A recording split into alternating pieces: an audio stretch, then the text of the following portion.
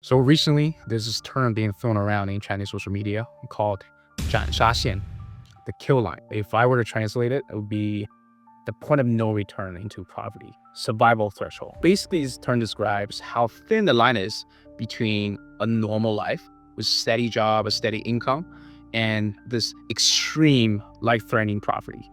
And they're talking about specifically the United States. So it can be just one last straw on the camel's back, right?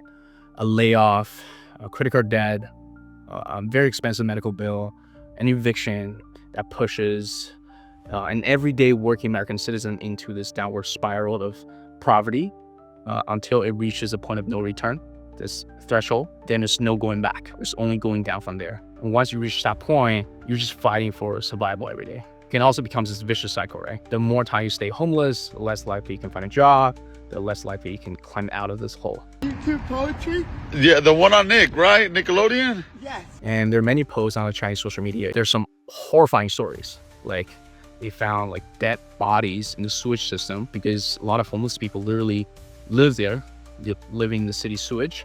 And when the flood gets turned on, they get killed. And the most bone-chilling part of this that many of those homeless people probably had a decent white-collar job just a few months ago.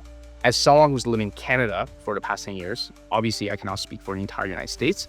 So if you're from the States, feel free to share your perspective, some insights, what you have seen, or even what you have experienced. So if you live in North America, even Canada, if you don't have much saving, you have student loan, you have a credit card debt, and you live in paycheck to paycheck, if anything happens, you can be thrown off balance, especially if you don't have family backup.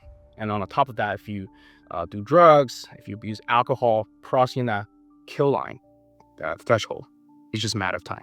I live in downtown Toronto in Canada, and I do see homeless people on a daily basis on streets, at McDonald's, Tim Hortons, the TTC. I believe most of the homelessness here is caused by drug abuse. Obviously, it could be many reasons why those people turn to drugs. It could be like depression, mental health issues, could be unemployment, drug abuse, right? They could be a crackhead to begin with. And I know Canada has a decent welfare system, like free healthcare.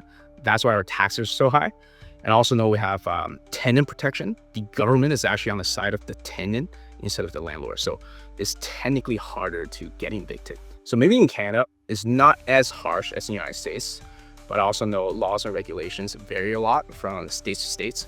So if you're American, let me know in the comments, how real does this line, this thin line, this kill line, feel to you?